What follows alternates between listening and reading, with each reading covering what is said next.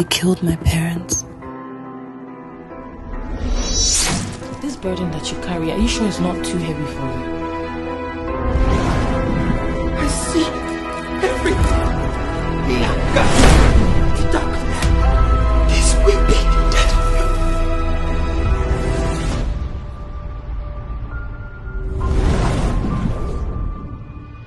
Gini ki chọrọ? Ihe chọrọ ka m chọrọ. Revenge. They invaded my kingdom. Slaughtered my people without mercy. Your mother was one of us. That makes you one of us. Kemgbe anyị ga-ebido. Snake. What snake? If you had enough power to defeat her the first time,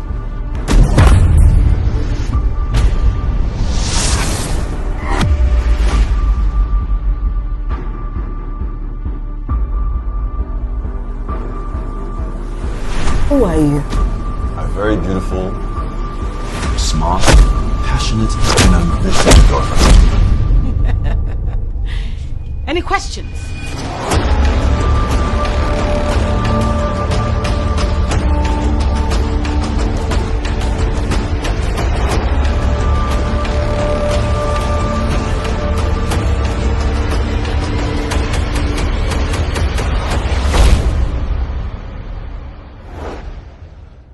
Lemaya. Nneka, Nneka, Nneka, Nneka, Nneka, the pretty serpent. You probably would take that as soundtrack I just composed for Nneka, the pretty serpent. Guys, I finally have good things to say about remake done by Charles of Play and his gang, because I think away from what we saw in that particular Rattlesnakes remake, this one right here, Nneka the Pretty Serpent, was a lot better. And I'm about to tell you guys what I think about this movie. I know this is long overdue, but please accept this as my first video for the year 2021. Guys, let's go. Alright guys, welcome back to my YouTube channel. My name is Elesha Moyosariolua, and yay! I am a YouTuber, of course you can see, living in Lagos, Nigeria. Fashion, beauty, lifestyle, reviews, faith and love are some of the content that I produce right here, or that you get to see right here on my YouTube channel. And yes, this particular one, you can tell, is a review of the movie Nneka the Pretty Serpent. And this movie got me focused. You know, when you have to focus like you're about to write exam. That was how focused I was watching this particular movie, because it was thrilling from the very beginning to the end. And I'm about to tell you what I think, as usual, analyze the movie and tell you why you should rush to the cinema to see this movie before it leaves the cinema. First, let me establish that this particular movie review is long overdue, and I apologize, I sincerely apologize for those who come here to watch movie review before they head to the cinema. And that is because Nneka the Pretty Serpent has been in the cinema for quite some time now, yeah. But for some reasons, December was quite busy for me, so I couldn't head to the cinema to see the movie. But I eventually got along to seeing it, you know, and then I decided, why not still talk about what you think? It's still showing in the cinema, so let's relate, let's talk, yeah. So I'm going to basically just run down some of the things I saw on this movie, and yeah, rate it at the end of the day, or just allow you guys to do the rating, depends on how I feel. Okay, so Nneka the Pretty Serpent is a pretty old movie. It's a pretty old movie. It's a movie from the 1990 something. I don't remember the specific year right now, but it's pretty old. The day of VHS, you know, video cassette. That was when they first had the first Nneka the Pretty Serpent. And then usually in the last last year or last couple of years, I don't know which one to put it, we've had a team of young people come together to do a remake of some of the movies from the past.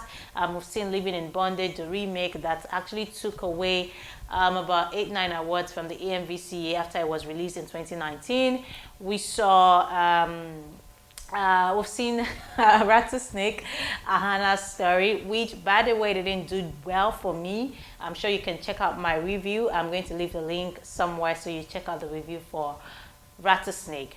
Because for some reason I feel it was rushed and it wasn't well put together, unlike Living in Bondage, which I must say they did quite justice to it one way or the other. But Rattlesnake, nah, average for me. And then I decided to go to their third one, which is Nneka, the Pretty Serpent. First, I must say that I was quite surprised as to how they were able to put this together so fast, especially in the pandemic year, that's 2020, because I remember reading their star or their lead character's story of how she got the role. I think it was maybe late 2019 or early 2020, how she auditioned, how she had to go through lots of lessons, fighting lessons, swimming lessons, and all that stuff, even language lessons, because I think she's Benin, she's from Edo State, and she had to speak Igbo. So all those lessons, and then the pandemic where we're all locked inside, and then we're now outside, and the movie still made it to the cinema in December. I was quite surprised, but then it's so good. Again, there are a lot of good things that came out of this. So whether they rushed it or they had sleepless night, as long as what they gave us at the end of the day is good, yeah, I'm no longer surprised. So yeah, I'm just going to kick off first with, let's talk about the cast first. So this is going to be in like 4 or 5 segments. Yeah, my conversation about the movie. I'm going to tell you about the characters, the story, the interpretation, you know, the general outlook of the movie, and maybe we'll get to rate it when I am done. So first, some of the people on the movie. We have Idia Aisen, who is the star of this movie, and I'm so glad that baby girl did justice to this particular movie. I mean, I was very, very impressed considering it's her first movie. I know Idia Aisen. I've met her in a lot of red carpets. In fact, the first time I saw her at the red carpet, I was quite stunned because she is gorgeous, like gorgeous. She's a TV presenter, so yeah, this is her first movie. She's known for TV presentation, and when she took this up and when she announced this, I was very, very happy for her to have found a path in the movies. So yeah, Idia Aisen did justice being a debut. Zack was in the movie. Long time I saw Zack in any movie, so I was quite interested to see him. Bovi, yes, the comic relief in the movie. I loved his character, even though I felt like at some point it was coming dry, but hey, he still tried. Our inspector, Beverly Naya, is it Beverly Naya? Now that should be, okay, Beverly Naya? I can't remember. Beverly Naya, yeah, Beverly Naya is in the movie. Also had Kenneth Okoli, Wade was in it for a bit, even there was I think one scene there about Choma Akpota was in it, Bimbo Ademoye, Shafi Bello, gorgeous Shafi Bello with the voice, Charles Inoje, interesting character also, Judith Audu, Beverly Osu, and Ndidi Obi. Yeah, and then we know that the movie was directed by Tosin Igo, produced by Chris Ode, alongside Ramsey Noah and Charles Okpaleke. That's Charles of Play. They all co-produced the movie together. So yeah, that's basically a rundown of those in the movie. And I just had to read them out so I don't miss anyone. I'm sure I still missed a couple of people. But let me just tell you the story for those who do not know what the story is all about. It's a story of vengeance, a story of a child who had to stay in the stead of her mother that was killed by a group of people back in time in their village kind of setting. And then, you know, she was made to avenge her mother's death because her mother belonged to a particular society, so she thought.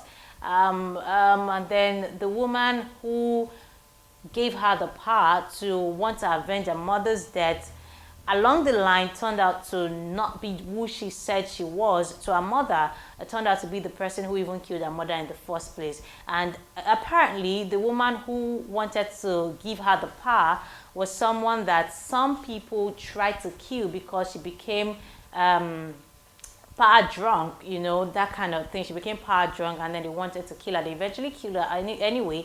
So she came back in that form to deceive in Nneka that Idia Aisen as to those who killed her family, and the fact that she has to kill those people that killed her family, not knowing the woman herself was the one that even killed her family, that's her mother and father. So it was a twist, you know, but was basically centered around vengeance. If you've seen the first one, you probably understand what I'm saying. But this particular one, that's how it was portrayed. Story of vengeance, how she took Nneka from a random Lagos waiter to a girl with money, and you know, she could now buy the restaurant she was working, where she had a very condescending boss. And then there was Bimbo Ademoye, a close friend, who was amazing. I mean, I heard Bimbo speak Igbo, and I'm wondering, how did she learn Igbo? I didn't know she could speak Igbo, not like fluently, but I mean, she did justice to the lines she took. So yeah, I enjoyed it.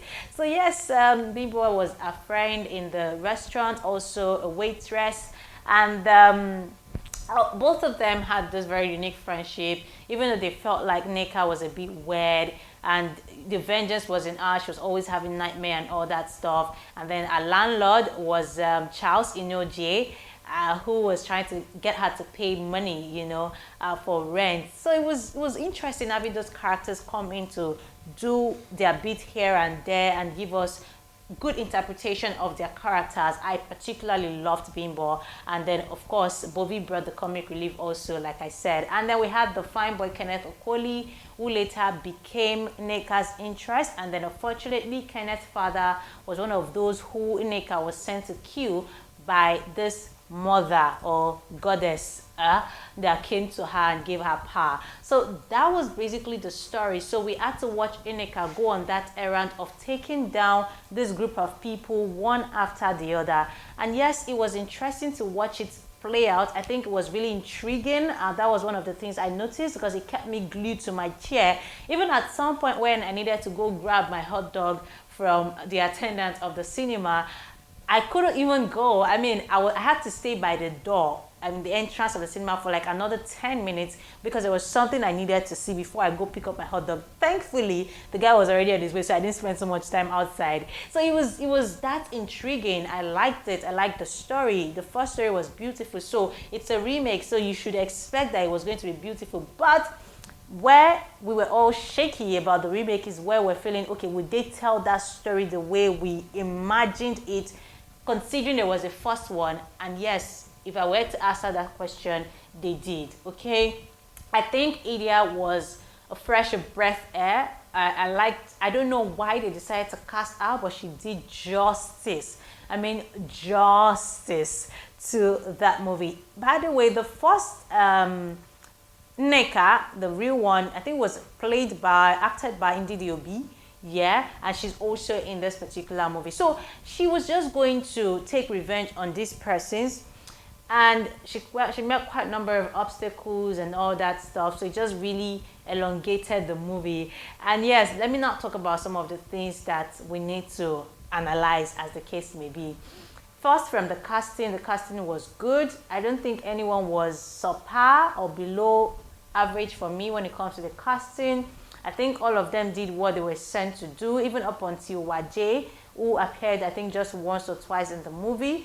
They brought their A game on set, unlike what we saw in Ahana, where I felt like there were a bit of shakiness with the cast or character. I felt like they were probably tired at some point. They could not interpret their role. I could literally see and pick up the lapses of acting in Ahana. But this one was almost perfect, if you ask me. So I think the acting was amazing. The cinematography, of course, what do you expect? These guys, one way they get to our heart is through the cinematography. Everything was on point. The camera movement, although there were a bit of issues with transition that I noticed, but apart from that, camera movement, camera quality, directing, all those things were, you know, a little above average too. But again, some of the things I noticed were the transition from one scene to another. I think they were flawed at some point. I also feel like they didn't exactly show us some of the things we needed to see, especially when Nneka was doing all those bragado into people's houses, when she was getting into people's cars. we weren't really seeing the things that would have kept the intrigue that they brought on the movie. And that at some point it doesn't feel like, okay, yeah, we already know that they will not show us, you know, like when Nneka wanted to kill our first target in the car. How a snake suddenly came, we didn't see those stuff. I mean, it was Nneka, the pretty serpent. Even the old one, they had to make some sort of skeleton, snaky, whatever. But this one, we didn't exactly see that manifest a lot, even though we had the old scary face, scary eyes, and all that moves from Nneka. But I felt like it could have been better, considering, I mean, we have more technology now. VFX shouldn't be as difficult as it was back in the day, so why not show us those moves and transitions? So yeah, I felt like I wanted to see more. I wanted to see how they were going to infuse the whole underworld thing into the story beautifully than it was done in the old one. Another thing I noticed is I felt like that particular scene where Nneka had interaction with the godmother or whatever goddess, I felt like that scene is actually very beautiful. I like the color grading in that particular scene. It made it beautiful. Yeah, it really made it beautiful. And I give thumbs up to Idia. Like I said, she had to take swimming classes. She had to take acting classes, language classes, martial art classes, because she did some stunts and fighting in the movie. So I felt like it must have really been a good stretch for her personality and everything that she stood for. And I loved her sassiness. Oh my god, that lady is sassy. What? She was so beautiful. At some point I was just looking at her like, how can somebody be this sassy, you know, gorgeous? Anyway, no more. So yeah, I like that about the movie. And another thing I noticed is the sound. At some point it was like fluctuating. I think one of the things I usually notice on time is when sound is fluctuating. I mean, when at some point it's higher than some point and all that stuff, it usually turns me off. But it didn't take so much away from the general or overall part of the movie. Chioma Apota is also in the movie, and I feel like where she killed Chioma Apota was quite ridiculous. I mean, it was in a club, yeah, and people were there. I mean, nobody challenged her. Everybody just felt like running like Dundee.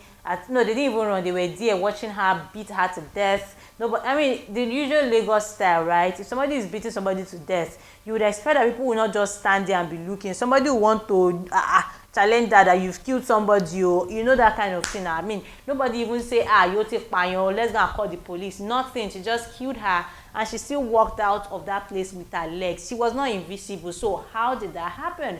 I felt like that was quite ridiculous, even though they tried to infuse some level of investigative whatever that Bovi was doing. That was a way to give her away. They could literally have identified her from that point and go pick her up in her house, but that didn't happen. She allowed her, killed more people before Bovi was able to like make everything up together. And even when she killed Bovi, that was sort of annoying for me, because how did she get Bovi's body, Bovi's character's body out of the house when her boyfriend lived under the same roof? Is it that naive? Is it that I didn't notice, or is that much of a nonchalant person? I don't know, but all those things were almost not making sense. But at the end of the day, what do you say? It's a movie. So you just use that to console yourself, like last it's a movie. So yeah, those were some of the things I noticed, and I'm like, maybe it could have been better written. I think the only one I really liked was Shafi Bello's character's Doom, because she was in the toilet.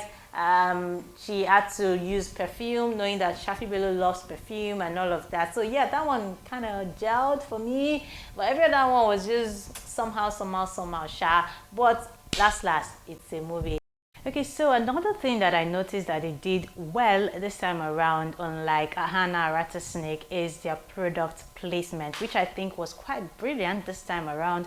You know, for every product that they were placing or advertising in the movie, you really would know that they were, you would know, but it was done right. I think that's the point. I don't know if Pepsi sponsored them, but they were showing Pepsi a lot, but it didn't have to be independently or independent of, but they didn't have to do it independently, if you get what I mean. Unlike in Ahana, where, you know, they came to attack you, like you came to attack somebody that took your money, and you're saying, oh, So Pepsi has Pepsi. So Maltina now does light or whatever it is that line was, which I felt was really dumb.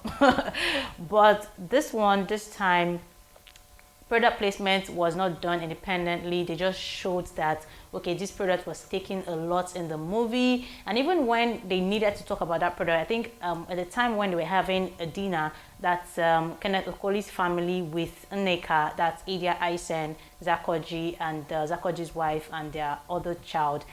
When they were talking about, do you want this? I think they promoted whiskey at some point and some other products and all that stuff. But they didn't have to overdo it. Yeah, it was done right, and I enjoyed advert placement this time, unlike what we used to see.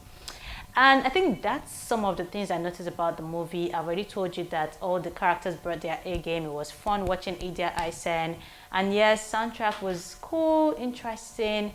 And the final piece of the cake, this old Richard Williams introduction to the story, I don't know, but I know that they are trying to create some sort of movie later on that would have Ahana living in bondage, of course, and this one, right? But I think how it was introduced this time kind of made me feel like, okay, what's all this? When he came and he was telling Nneka, I give you all the things you have, you're going to need me, take my card. And Nneka was like, I don't need you, and he said, you will need me, or something like that. I felt like, we know you did not give her the money. The money she had came from killing one of the members that godmother asked her to kill. That was where she got dollars from, and then she used it to establish business, start real estate. So what was all that line for? It's just like devil coming to you to say, I gave you what you own. Or maybe in that line, where we can say, yes, the devil gave her what she owned because she got it through stealing. But I don't know, in the real sense of it, it didn't work for me. But I understood that they needed to introduce Richard Williams for the bigger movie that they are planning. At least I feel they are planning something with those 3 movies they've made so far, but that connection just didn't work. But it's all good. So at this point, I think we're all going to just expect the new big thing that they will be showing. I don't know, they'll be filming. I don't know if you have any other remake to do. I'm not sure. I knew when they announced the remakes of all these other movies, I'll go check it out to see if they have any other remake to do before whatever it is they are planning with Richard Williams and the other guys from the other movies. But generally, I think Nneka, The Pretty Serpent is a very good movie. I enjoyed my time, although I felt it was like rather too long. I even had to tweet about it that maybe Nollywood will start doing part 1 and part 2, because at some point I got tired of sitting there in the cinema from like 6 p.m. I was still there up until like 8 p.m. or past 8 p.m. So I was like, I know it's okay, let's do, I'll be going. But apart from that, it was really good. I enjoyed myself. I enjoyed seeing the movie, and I think you should go see it too. If I was going to rate the movie, I'll definitely rate it 8 over 10, and that's because they discovered a new actress who killed the movie, who killed her role in the movie, and that was thrilling for me. Everybody who even didn't know Idia before now probably want to go search her out because of how amazing she was in this particular movie. So guys, go see it. 8 over 10 is what I'm rating it for a lot of reasons, and my personal bias for Idia Aisen because I know her and I'm proud of her own girl. So yes, that's what I think about Nneka, The Pretty Serpent. Generally, I hope I'm not leaving anything out, but if I am, I will definitely talk about it in my next movie review. Please like and subscribe to this channel. I almost said this movie, and yes, I'll see you in the next one. Thank you.